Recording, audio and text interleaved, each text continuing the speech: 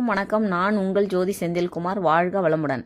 இன்னைக்கு பஞ்சபூதங்களில் நீரின் சிறப்புகள் பற்றி பார்க்கலாம்.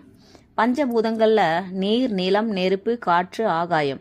இதில் முதலில் சிறப்பு பெறுவது நீர். நீரின்றி அமையாத உலகு அப்படின்ற குறள் நீரின் மகத்துவத்தையும் சிறப்பையும் விளக்குகின்றது.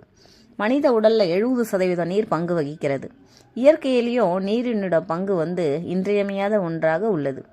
நீர் உடலையும் மனதையும் தூய்மைப்படுத்தக்கூடிய ஒரு உயிருள்ள சக்தி.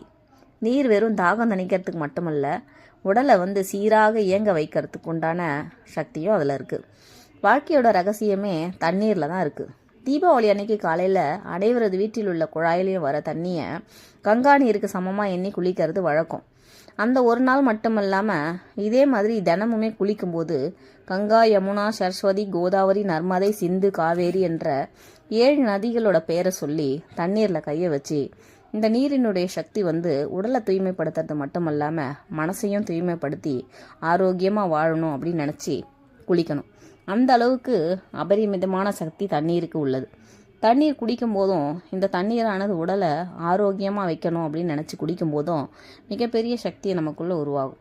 நீருக்கு நன்றி உணர்வோடு இருக்கணும். தினமும் தண்ணீரை நம்ம வாழ்க்கையில் மதிக்கும்போது அது நம்மளை உயர்த்தும். தண்ணீர் எல்லாவற்றையும் பதிவு பண்ணி வச்சுக்கும். நமக்குள்ள 70% நீர் இருக்கிறதுனால நேர்மறையாக பேசினா நேர்மறையாகவும், எதிர்மறையாக பேசினா எதிர்மறையாகவும் பதிவு பண்ணும். அதனால் பாசிட்டிவாக இருக்கும்போது உடல், மனம் ஆரோக்கியம் பெறும். தாயை பழிச்சாலும் பழிக்கலாம், தண்ணீரை பழிக்கக்கூடாதுன்ற பழமொழிக்கேற்ப வெளியே போகும்போது மழை வந்தால் என்னடா இந்த மழைன்னு பழிக்கக்கூடாது, அதை கொண்டாடணும்.